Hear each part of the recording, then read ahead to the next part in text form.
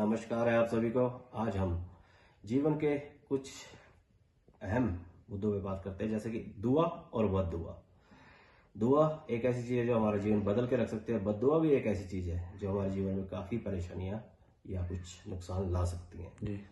तो इसलिए जैसे कि आपने सुना ही होगा, पुष्प किसी के जीवन में आप बिछाएंगे तो आपको पुष्प ही मिलेंगे, और कांटे बिछाएंगे तो कांटे ही मिलेंगे। पर इंसान की फितरत ऐसी है कि वो अपने कर्म करता है, पर उसको ये मालूम नहीं होता कि मैं क्या कर रहा हूँ, क्या नहीं कर रहा हूँ, और इस चीज़ से मुझे क्या होने वाला है।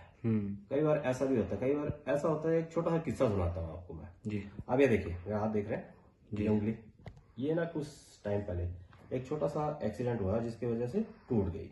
काफी पहले की बात है।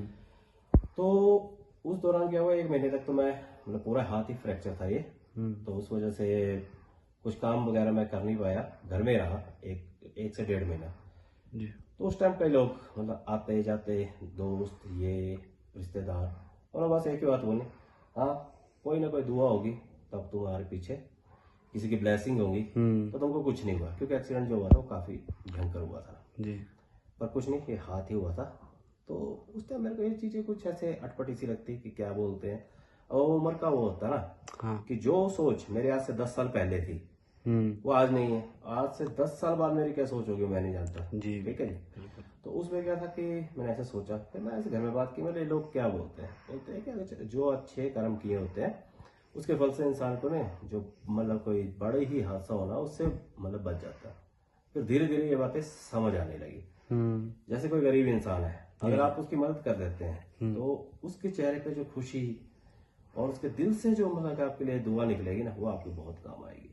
और सेम वही चीज है कि किसी गरीब इंसान को अगर आप सताओगे जी। तो उसके जो अंदर से, चाहे वो भले ही गरीब होने के कारण आपको कुछ बोल ना सके, पर जो उसके अंदर से जो वो निकलेगी ना बात, वो आपको बर्बाद भी कर सकती है। इसलिए कहते हैं कि किसी के लिए बुरा नहीं करना चाहिए। और मैं तो ये बोलता हूँ कि जहां तक हो सके, जाने या अनजाने में, हमेशा किसी के लिए भी अच्छा ही करना चाहिए। अच्छा करोगे अच्छा ही होगा। कि दुआओं का ऐसा ही है कि ब्लेसिंग्स मतलब कि आपके लिए पॉजिटिव वो बनाती हैं बात। जी। और वो जैसे जैसे आप गलत करोगे किसी के साथ तो नेगेटिव ही होगा आपके साथ भी, चाहे भले वो तब ना हो, कुछ टाइम बाद हो। उस टाइम इंसान भूल गया होता है, पर अगर उसके साथ कोई बुरा होता है ना तो भूल गया होता है। तो उस टाइम वो क्या करता है, दौड़ लगाता है कहाँ, या तो एस्ट्रोलॉजर के पास, या तो फिर किसी, आजकल आपको पता है कई ये तांत्रिक वांत्रिक होते हैं कि अपनी समस्या लेके आओ, हम उसका समाधान कर देंगे। ऐसी ऐसी जगहों पे जाके फिर कोई वो हवन कराएगा, कोई ये करेगा वो करेगा। बट असल में बात क्या होती है कि भगवान ने सभी के लिए ना रास्ते रखे हुए हैं। जी।